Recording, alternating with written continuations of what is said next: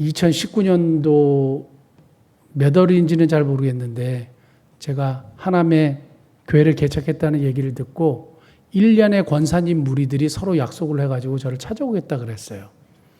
그래가지고 이 자리에 앉았었던 것 같아요. 정확하게 기억하는데 한 대여섯 분이 찾아오셔서 모두 다 다른 교회 권사님들이에요.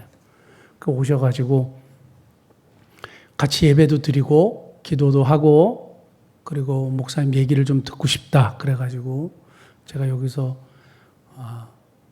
하나님 마음에 합한 사람 다윗의 이야기를 하면서 저는 하나님의 마음에 합한 목회를 하고 싶습니다. 그런 목사가 되고 싶습니다. 그런 사역을 하고 싶습니다. 이제 이런 얘기를 했어요. 했더니 예배가 다 끝나고 한 권사님이 목사님 진짜 그런 목사님 되셨으면 좋겠네요. 이러는 거예요. 그 뒤가 말꼬리가 올라가잖아요. 목사님은 변질이 안 됐으면 좋겠네요. 이러는 거예요. 이제 그분하고 교제하면서 이야기를 들었더니 워낙 여러 교회 목사님들에게 이분이 상처를 너무 많이 받은 거예요. 처음에는 너무 뜨겁고 너무 은혜를 많이 받았는데 시간이 지나니까 다 변질되더라는 거예요. 바뀌었다는 게 아니라 변질이 되더라 이거예요. 완전히 다른 사람이 되더라 이거예요.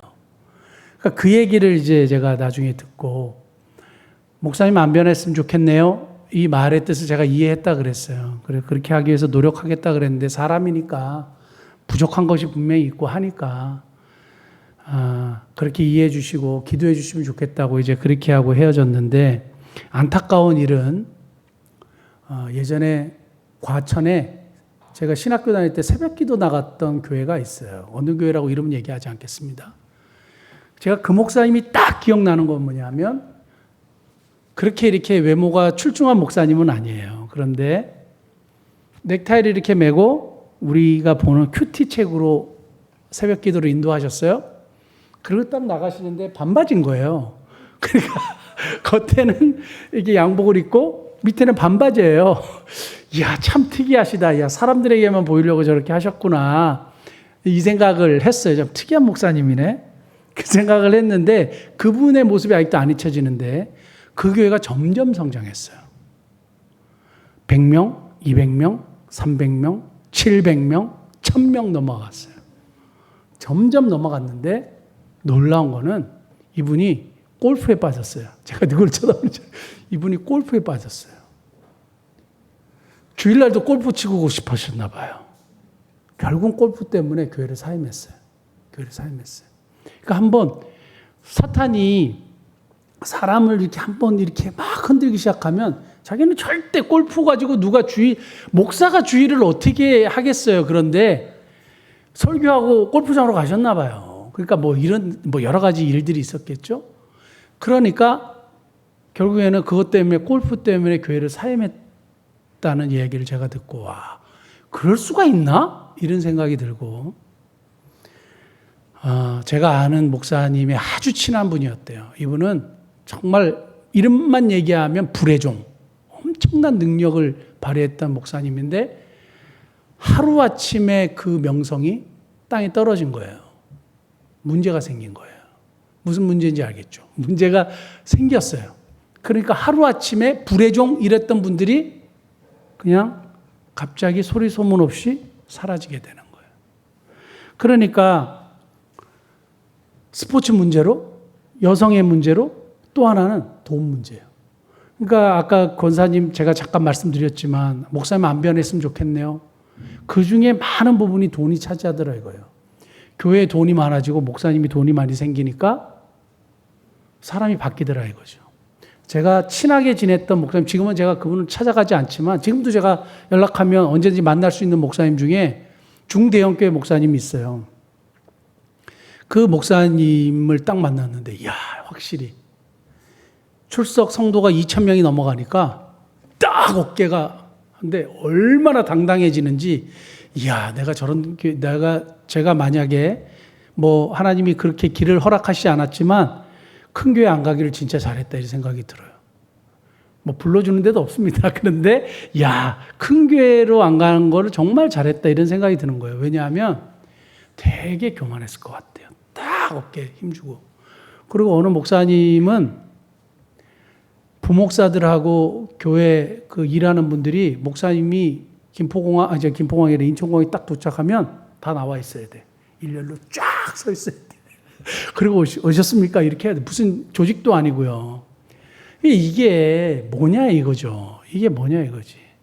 그러니까 처음에는 성령으로 시작했다 육신으로 마치고 잘 시작했다가 마지막에 엉망이 되는데 오늘 제가 오늘 본문에 저희 서두에 이 말씀을 드린 이유는 기드온이 그랬어요. 기드온은 정말 멋있는 사람이었거든요. 우리가 몇 번에 걸쳐서 기드온 이야기를 했지만 양털 시험을 왜 했습니까? 정말 하나님의 뜻을 알고 싶었던 거예요. 하나님이 원하시고 하나님의 뜻이라면 내가 기꺼이 순종하겠습니다 하는 훌륭한 사람이었단 말이에요.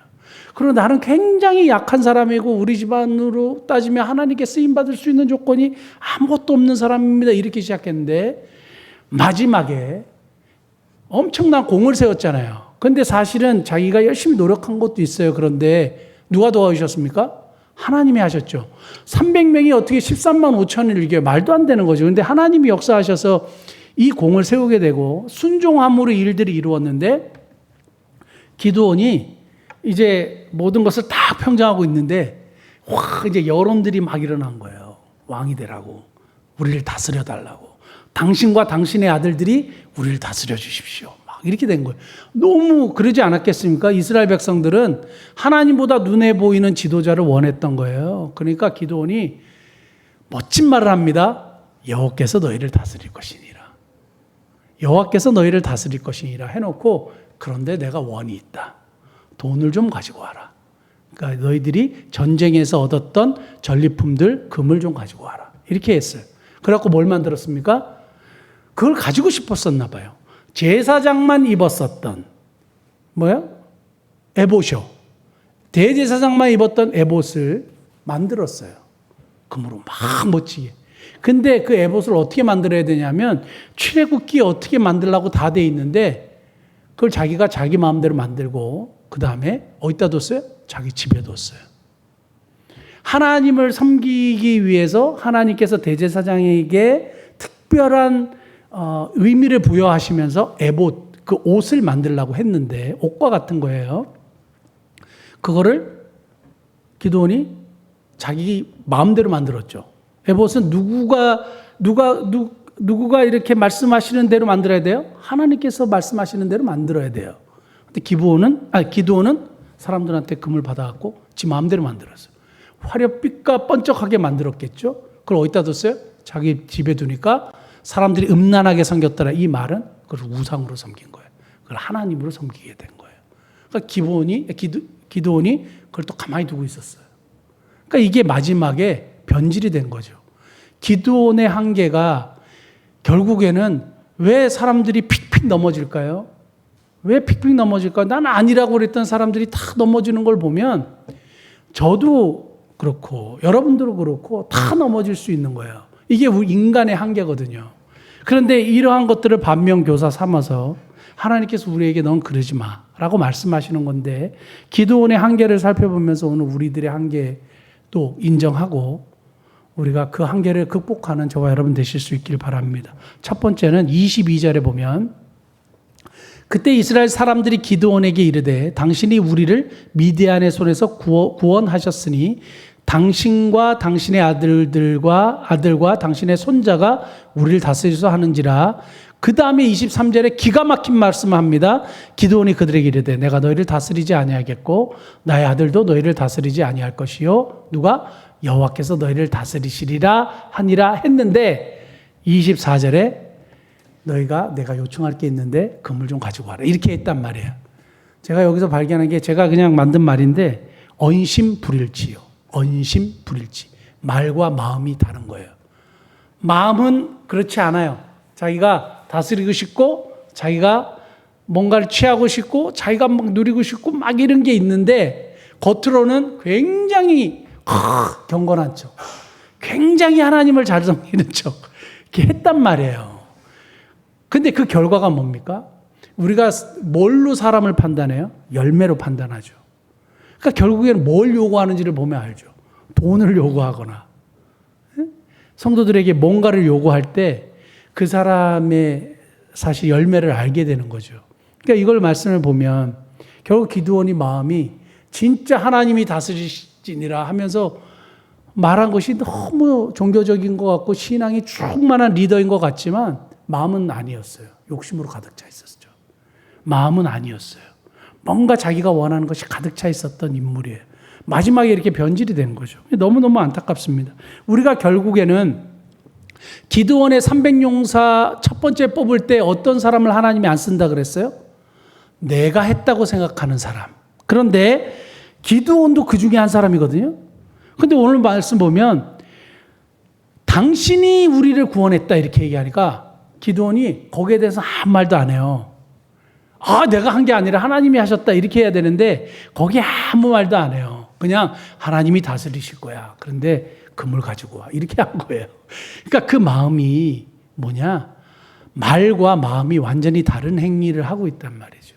저는 저와 여러분들이 우리가 소수의 크리스찬들이지만 마음과 말과 행실이 일치되는 그런 삶을 사시는 복된 은혜가 있기를 축복합니다. 그 다음에 두 번째는 우리를 다스리소서 이렇게 얘기했는데 여호와께서 다스릴 것이니라 이렇게 해놓고 금을 갖고 와라 이렇게 얘기했잖아요. 그리고 탈취한 거 좀 가지고 와 이렇게 해놓고 이스라엘 백성들에게 정확한 인폼을 주지 않았어요. 모호한 태도를 취했어요. 왕을 세워주겠다는 얘기도 아니고 아무것도 아니고 하나님이 다스릴 것이라고 그냥 얘기만 해놓고 어떤 조치도 취하지 않았어요. 모호한 태도예요. 성경에 보면 계시록 3장 15절에 나와 있습니다. 차갑든지 덥든지 확실하게 하라 그랬어요. 이거든지 기든지 아니든지 정확하게 하라 그랬는데 특별히 하나님의 말씀과 관련돼서는 확실하게 해야 돼요. 우리가 융통성을 부릴 수 있는 것들은 여러 가지가 있죠. 진리가 아닌 부분에서는 융통성을 가질 수 있습니다. 그런데 하나님의 말씀, 진리와 부닥치는 부분에서는 확실해야 되죠. 차갑든지 덥든지 맞든지 아니든지. 저도 모호한 태도가 있긴 해요. 어떨 때는 목사님 너무 이것도 아니고 저것도 아니고 하시는 것 같다 이럴 때가 있는데 제가 성경에서 반하는 것, 하나님의 말씀이 얘기하는 것에서는 확실하게 얘기합니다. 그건 확실하게 얘기해요. 왜냐하면 이게 굉장히 중요한 부분이거든요. 그런데 오늘 기드온은 분명히 왕에 대한 이야기를 이야기했을 때 하나님이 그걸 기뻐하지 않는데 기드온은 확실한 답을 주지 않아요. 그런데 크리스천들이 어떤 태도를 취해요? 모호한 태도를 취하죠.